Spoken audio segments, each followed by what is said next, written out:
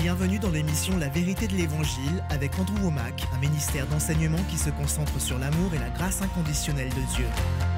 Lorsque vous êtes né de nouveau en Jésus-Christ, vous avez reçu en vous la provision à tous vos besoins.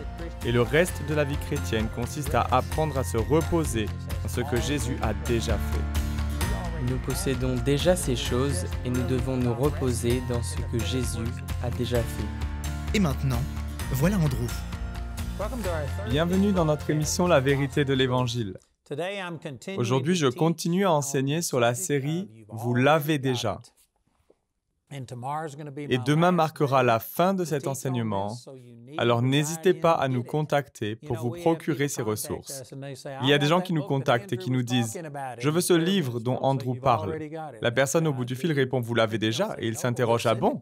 avant de s'entendre dire « Non, mais nous allons vous l'envoyer ». Et ils répondent « Pourtant, vous avez dit que je l'avais déjà ». Nous nous amusons beaucoup grâce à ce titre. Mais cet enseignement est puissant.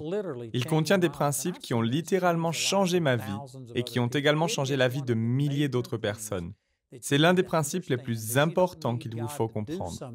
Il vous faut réaliser que vous n'avez pas besoin que Dieu fasse quoi que ce soit pour vous, car il a déjà accompli tout ce qu'il avait prévu de faire au travers de Jésus. Maintenant, Jésus est assis à la droite du Père et il nous a délégué toute la puissance et l'autorité et lui-même vit à l'intérieur de vous.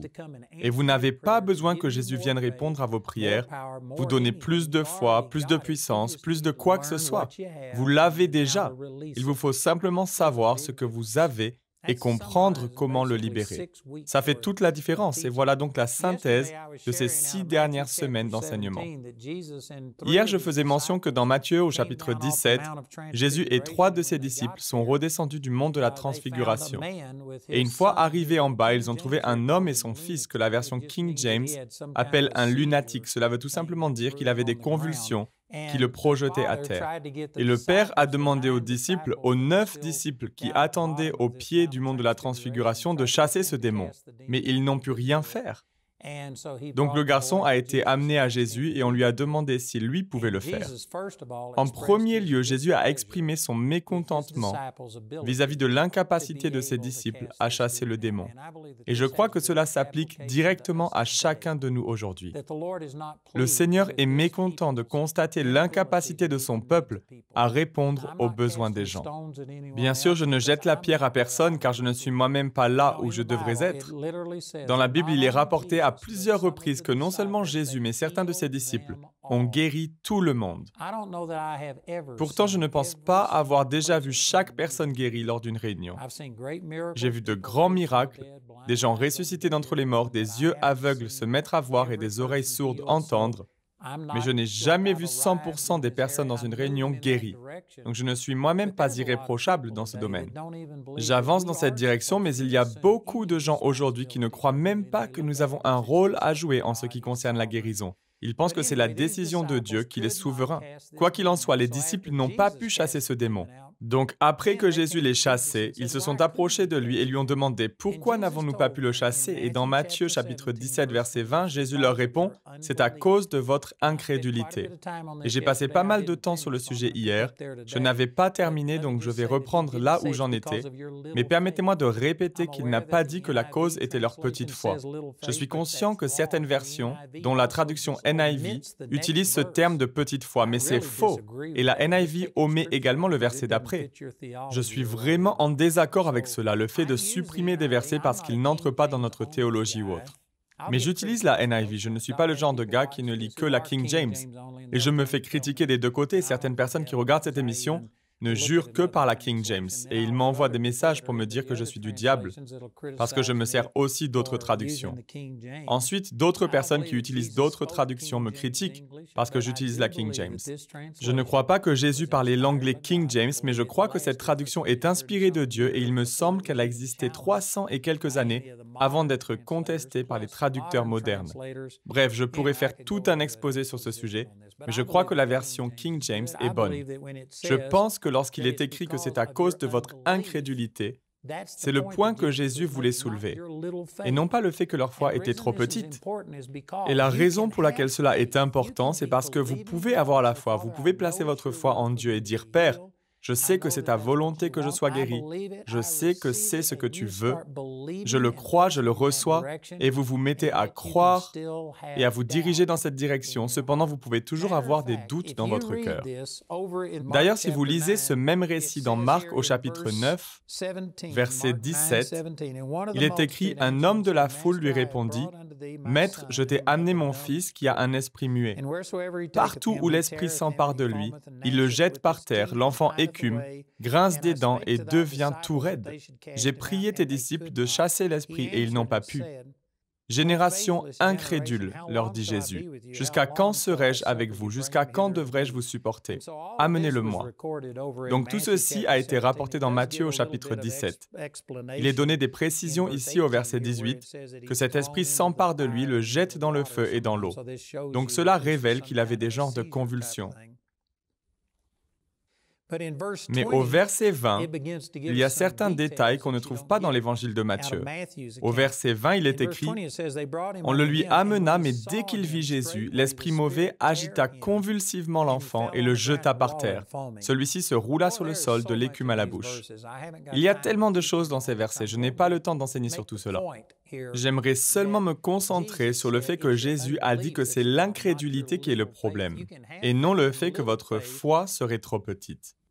Vous pouvez avoir la foi, et un peu de foi est suffisant pour voir un miracle se produire si l'incrédulité ne vient pas l'annuler. C'est ce que j'essaie de faire valoir, mais il y a d'autres grandes vérités ici, telles que le fait que cette maladie était causée par des démons. Il y a beaucoup de maladies aujourd'hui qui sont causées par les démons. Parfois, les médecins admettent qu'ils ne parviennent pas à comprendre ce qu'il se passe. C'est parce qu'ils cherchent une réponse dans le domaine physique, alors qu'elle se trouve dans le spirituel. Au verset 21, il demande au Père, « Depuis combien de temps cela lui arrive-t-il? » « Depuis son enfance, répondit-il. Et souvent l'Esprit l'a jeté dans le feu et dans l'eau pour le faire mourir. Mais si tu peux faire quelque chose, viens à notre secours et compassion de nous. » Donc ce Père a amené son Fils à Jésus et à ses disciples en croyant recevoir la guérison. Mais vous pouvez constater ici qu'il commence à douter parce qu'il n'est plus tout à fait certain de leur capacité à faire quoi que ce soit. Les disciples avaient déjà échoué, maintenant ils se demandent si Jésus allait lui aussi échouer. Donc il dit, si tu peux faire quelque chose, viens à notre secours et compassion de nous. Je ne critique pas du tout ce Père, je peux comprendre sa frustration, mais ce n'est pas la foi.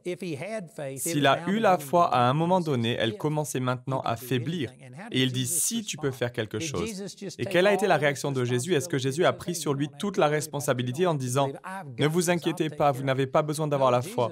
Je m'en occupe, je prends soin de tout. Non, Jésus a répondu en disant, si tu peux. Tout est possible à celui qui croit. Jésus a refusé de prendre toute la responsabilité pour cette situation. Il fallait que ce Père croie. Donc il lui a dit, si tu crois, ce que vous croyez est important. Ce n'est pas l'idée principale que je veux mettre en avant, mais c'est une erreur qui est souvent commise lorsque les gens prient pour la guérison de quelqu'un.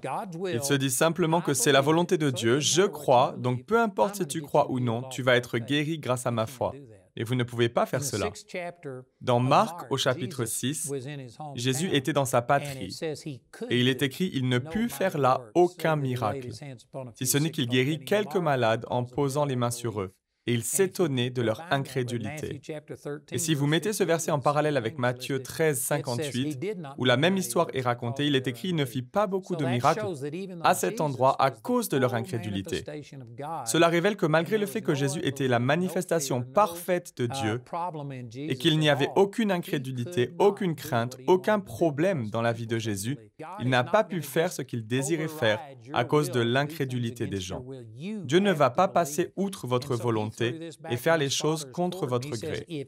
Vous devez croire. C'est pourquoi il a renvoyé la balle à ce Père en disant « Si tu peux croire, tout est possible à celui qui croit. » Alors oui, je crois que Jésus allait lui venir en aide, mais vous ne pouvez pas vaincre l'incrédulité de quelqu'un s'il est en opposition totale. Je compare cela au fonctionnement d'une voiture. Si vous laissez une vitesse enclenchée ou si vous êtes au point mort, mais que vous avez votre pied sur le frein, je ne vais pas pouvoir pousser votre véhicule, mais si vous la mettez au point mort sans rien faire d'autre, alors je pourrai la faire bouger. Je n'y arriverai pas aussi bien que si son moteur tournait et que tout fonctionnait correctement, mais je peux faire bouger votre voiture si vous enlevez votre pied du frein et si vous n'enclenchez aucune vitesse. Mais si une vitesse est enclenchée, si vous mettez votre pied sur le frein ou si vous actionnez le frein à main, alors je ne pourrai pas la faire bouger. Si une personne est opposée à Dieu, vous n'allez pas pouvoir la guérir contre sa volonté. Jésus n'a pas pu le faire, vous ne pouvez pas le faire non plus. Et donc il a renvoyé la balle au Père en lui disant que s'il pouvait croire, alors tout lui serait possible. Et au verset 24, il est écrit « Aussitôt, le père de l'enfant, en larmes, s'écria « Je crois, Seigneur, viens au secours de mon incrédulité. » Cet homme est en train de dire « J'ai la foi, mais j'ai aussi de l'incrédulité. » Il croyait, c'est pour cela qu'il est venu voir Jésus.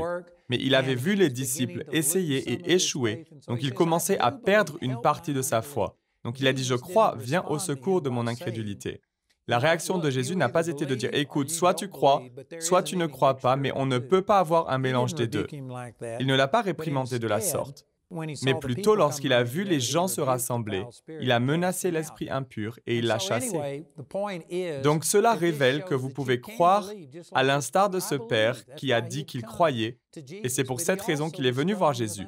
Mais il a aussi dû se battre contre l'incrédulité.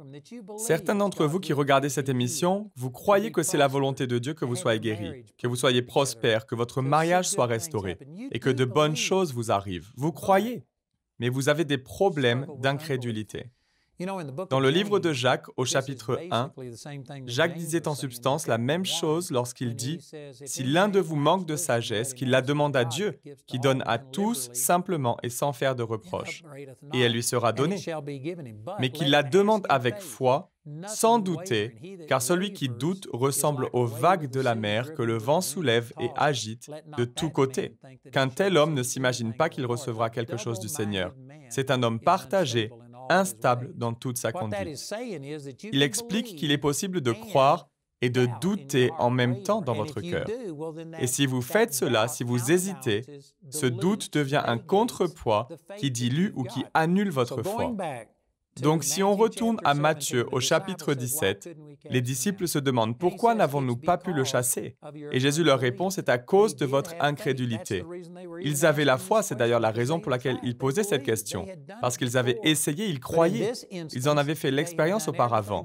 Et dans ce cas précis, ils avaient fait tout ce qu'ils pouvaient faire et n'ont pas vu les résultats auxquels ils s'attendaient. Et si vous retournez dans Marc au chapitre 9, je pense que c'est l'une des raisons pour lesquelles ils avaient cette incrédulité. C'est que lorsqu'ils ont fini par ramener ce garçon à Jésus, l'esprit l'agita avec violence, il tomba et se roula par terre en écumant de la bouche. Je ne sais pas si vous avez déjà vu quelqu'un qui a des convulsions. Je me souviens lorsque j'étais au collège, je chantais dans un chœur, nous étions plus de 100 personnes à en faire partie. Et un jour, nous étions dans des gradins lors d'un concert et nous chantions au cours d'une assemblée. Il y avait environ 2000 personnes dans le collège où j'ai obtenu mon diplôme et il y avait une fille qui était juste devant moi. Elle allait dans la même église que moi, donc on se connaissait. Nous n'étions pas très proches, mais nous nous connaissions. Et elle a commencé à avoir des convulsions, à faire une crise d'épilepsie en plein concert. Elle avait de l'écume à la bouche, elle mordait sa langue, elle convulsait. Et elle s'est tournée vers moi, sans doute parce que nous fréquentions la même église et que je la connaissais, et elle est tombée dans mes bras. Je tenais cette fille pendant qu'elle avait cette crise. Et je vous assure que mes poils se sont hérissés. C'était effrayant. C'était la première fois que j'étais témoin d'une chose pareille. Je ne savais même pas ce qui était en train de se passer. Ce que j'essaie de dire, c'est que si vous avez déjà vu quelqu'un qui a des convulsions, comme ce garçon qui s'effondre à terre avec de l'écume, qui sort de sa bouche, alors cela déclenche forcément une réaction de votre part. Et à moins que vous soyez une personne spirituelle et mûre, cela va certainement engendrer la peur et le doute, surtout si vous étiez en train de chasser un démon d'une personne et qu'elle commençait à avoir de telles convulsions et des manifestations comme celle-là, vous auriez l'impression qu'il se passe l'opposé de ce pourquoi vous priez. Mais ce n'est pas forcément vrai. Parfois, lorsque vous priez pour une personne et que les choses empirent, par exemple si vous priez pour une personne qui a des convulsions et que vous ordonnez à ces crises de cesser, et que cette personne commence à avoir une convulsion, en réalité, cela pourrait bien signifier quelque chose de très positif. Parce que ça peut vouloir dire que ce démon est en train de sortir et que c'était son dernier essai. C'était son dernier effort afin de vous déstabiliser par ce que vous voyez au lieu de continuer à vous tenir sur ce que vous croyez. Donc ça pourrait en fait vouloir dire que vous l'avez exposé au grand jour et que si vous ne répondez pas à cela, il partira. Donc cela pourrait être un effort désespéré de sa part. C'est exactement ce qu'a vécu Jésus dans l'exemple que nous lisons, dans Marc au chapitre 9. Lorsque ce garçon possédé par le démon est venu à Jésus, le démon s'est manifesté et l'enfant se roulait à terre en écumant. Si la même chose s'est produite avec les disciples, alors il est facile de comprendre pourquoi ils avaient de l'incrédulité. Parce qu'ils commandaient à ce garçon d'être libéré et au lieu de voir une amélioration, la situation semblait s'empirer. Donc ils ont été troublés par ce qu'ils ont vu au lieu de croire en ce que Jésus leur avait dit. C'est-à-dire qu'ils avaient toute la puissance et l'autorité. Donc selon moi, ils croyaient toujours, c'est la raison pour laquelle ils ont posé cette question. S'ils avaient complètement arrêté de croire, qu'ils s'étaient dit « Eh bien cela ne marche pas, je ne crois pas que ce que Jésus a dit est vrai », alors ils ne lui auraient pas posé cette question. Le simple fait qu'ils s'interrogent de la sorte, pourquoi n'avons-nous pas pu le chasser, révèle qu'ils avaient la foi, mais ils ont constaté que leur foi n'a pas produit les bons résultats. Et Jésus a révélé que c'était à cause de leur incrédulité. L'incrédulité et la foi sont des forces opposées, et lorsque vous doutez, comme il est écrit dans Jacques chapitre 1, mais qu'il la demande avec foi sans douter, car celui qui doute ressemble aux vagues de la mer que le vent soulève et agite de tous côtés. Qu'un tel homme ne s'imagine pas qu'il recevra quelque chose du Seigneur, c'est un homme partagé, instable dans toute sa conduite.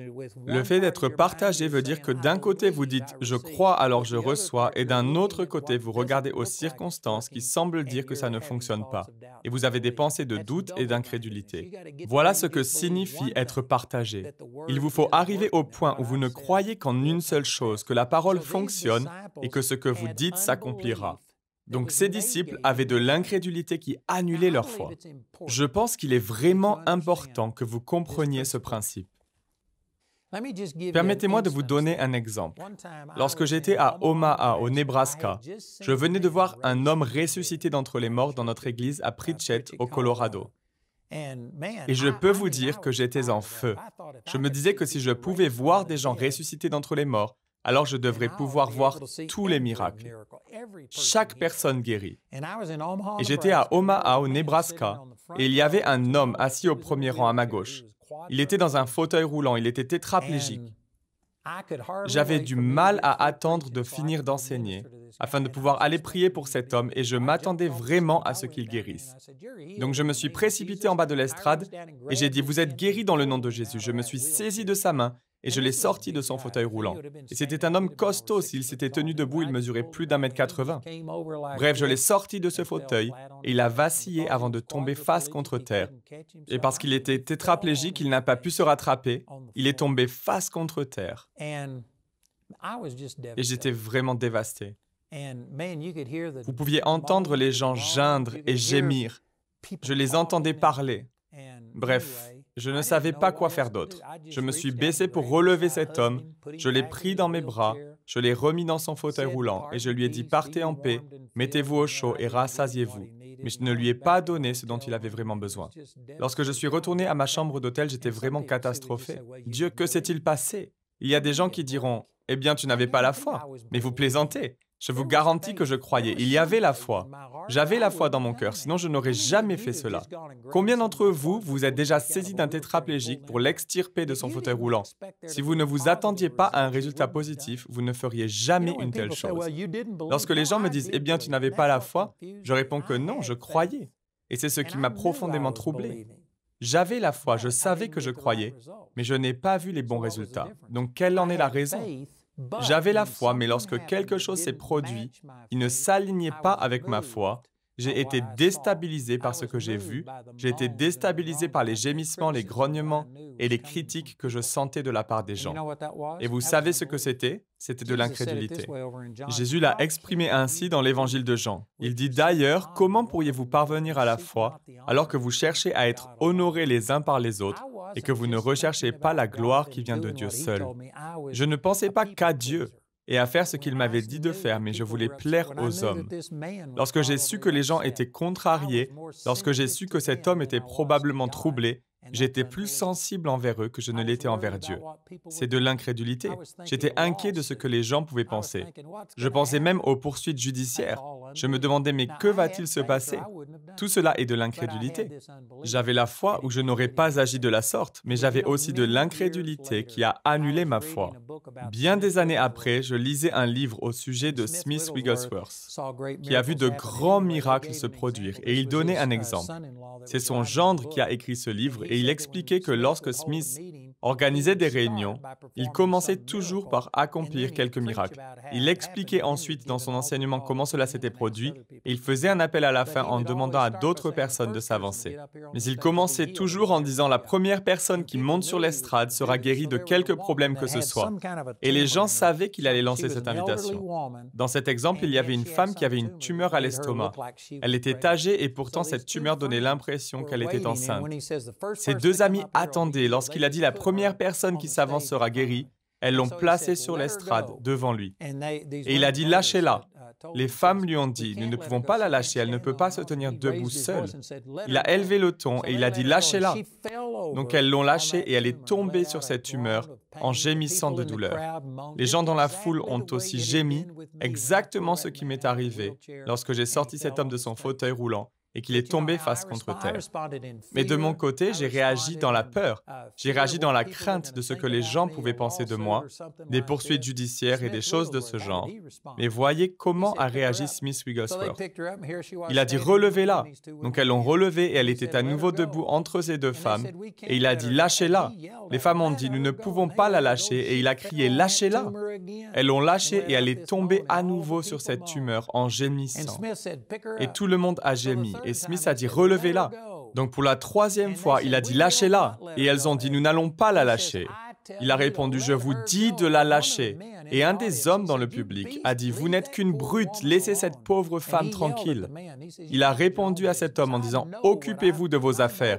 Je sais ce que je fais, je connais mon sujet. » Et il a dit « Lâchez-la ». Elles l'ont lâchée, elle a fait un pas en avant, s'est rattrapée, et cette tumeur est tout simplement tombée par terre. Et elle a été guérie. Permettez-moi de suggérer que j'avais la même foi. La différence est que lorsque quelque chose s'est produit qui était contraire à ce pourquoi Smith croyait, il a continué à croire et n'a pas écouté à ce que les gens disaient. Il n'était pas déstabilisé par l'opinion des gens. Moi, je l'étais. J'avais la foi, j'avais la même foi que celle de Smith Wigglesworth, mais j'avais de l'incrédulité. Et je m'inquiétais de ce que les gens pensaient. Certains d'entre vous qui regardez cette émission avaient la foi pour votre guérison, pour votre prospérité ou autre. Mais les gens vous critiquent. Ils vous disent que vous êtes fou, même votre Église peut-être. Vous savez, parfois, les gens ne le font pas pour être méchants envers vous. Parfois, ils disent « Tu sais que nous t'aimons. Nous savons que tu veux bien faire. » Mais au fond, ce qu'ils disent, c'est que vous êtes complètement fou. Et ils ne le diront peut-être pas avec ces mots-là, mais c'est de l'incrédulité. Et si vous ne le contrez pas, alors le résultat est que ça annule votre foi. Je suis à court de temps, je vais devoir finir cette histoire dans la prochaine émission. Rappelez-vous que demain marquera la fin de cette série, donc c'est la dernière fois que je vous propose ces ressources. Je vous encourage à vous procurer ce livre, vous l'avez déjà. Je vous assure que ces vérités ont le potentiel de changer votre vie. Je l'ai sous forme de guide d'études, je l'ai en anglais et en espagnol, j'ai des CD et des DVD.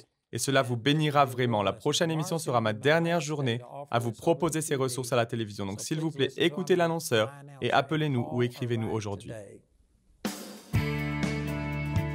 Le programme d'aujourd'hui fait partie de la série « Vous l'avez déjà ». Nous espérons que ce message vous a béni. Notre ligne téléphonique est ouverte aux heures indiquées à l'écran. Appelez-nous si vous avez des questions sur ce programme, si vous avez besoin de prière ou si vous désirez commander l'un de nos enseignements. Vous pouvez nous contacter au numéro qui s'affiche à l'écran. Ce programme a été rendu possible grâce au soutien financier de nos partenaires. Si vous souhaitez devenir partenaire, vous pouvez le faire en appelant ces numéros. Nous vous proposons un livre sur le même sujet que l'émission d'aujourd'hui, intitulé « Vous l'avez déjà », que vous pouvez vous procurer pour 16 €. Les 30 émissions de cette série sont disponibles en DVD pour 22 €. Vous pouvez également vous les procurer en CD pour la somme de 15 €. Si vous commandez les deux albums, CD et DVD de manière simultanée, le prix de l'ensemble est de seulement 30 €. Vous pouvez aussi opter pour les fichiers audio MP3 et vidéo MP4 sur clé USB pour 30 €. Le guide d'étude est pour l'instant seulement disponible en anglais. Il inclut le contenu du livre ainsi que des questions en rapport avec chaque sujet abordé afin d'étudier seul ou en groupe. Pour tous nos téléspectateurs qui se trouvent en dehors de l'Europe, tous les produits que nous vous présentons sont disponibles grâce à nos bureaux dans votre région. Vous pouvez les contacter grâce aux détails qui s'affichent sur votre écran afin de connaître le prix dans leur monnaie locale. Andrew a à cœur que chacun puisse écouter ou regarder ce programme à sa convenance et puisse le partager avec d'autres. Si vous ne pouvez pas vous permettre d'acheter les CD ou DVD, nous vous enverrons un lien afin de télécharger gratuitement l'enseignement de cette semaine en version audio MP3. Notez que vous ne pouvez profiter de cette offre qu'en appelant notre ligne téléphonique. Vous pouvez nous appeler dès maintenant au numéro qui s'affiche sur votre écran. Nous nous ferons un plaisir de répondre à vos questions, de prier avec vous ou de vous aider à commander l'un de nos enseignements. Notre ligne sera ouverte pendant les heures inscrites à l'écran. Nos opérateurs téléphoniques répondront en français ou en anglais selon les informations qui se trouvent sur cette annonce. Toutes les ressources d'Andrew en français se trouvent dans les boutiques en ligne des sites internet de nos bureaux affichés à l'écran. Vous pouvez également nous joindre par email en français et en anglais aux adresses qui s'affichent sur votre écran. Nous espérons avoir de vos nouvelles. La prochaine fois, dans la vérité de l'Évangile, ces choses peuvent engendrer ce que j'appelle l'incrédulité naturelle. Elle ne vient pas à cause de votre ignorance, elle ne vient pas à cause d'un mauvais enseignement. Vos croyances sont justes, mais vous devez faire face à des circonstances contraires à ce que vous croyez. Et tout naturellement, vous allez avoir des pensées d'incrédulité. Vous allez dire « Douleur, au nom de Jésus, je t'ordonne de partir ». Et si cette douleur persiste, vous allez naturellement penser « Eh bien, il ne s'est rien passé ». Comment donc gérer cette incrédulité naturelle qui ne vient ni d'un mauvais enseignement, ni de l'ignorance, mais du simple fait que ce que vous voyez ne s'aligne pas avec ce que vous croyez? Comment faire face à cela? C'est ce dont parle Jésus. Il dit « Mais cette sorte d'incrédulité ne sort que par la prière et le jeûne. » Voilà pourquoi la prière et le jeûne auront un impact sur ce que j'appelle l'incrédulité naturelle, c'est-à-dire lorsque vos sens vous disent le contraire de ce que vous croyez.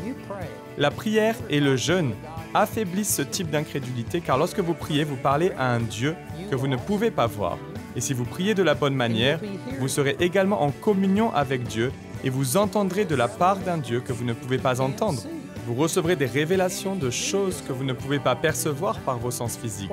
Et si vous faites cela sur une période de temps prolongée, le résultat sera que vos 5 sens, ceux avec lesquels vous pouvez voir, goûter, entendre, sentir et ressentir, vont commencer à apprendre qu'il existe une réalité au-delà du domaine physique.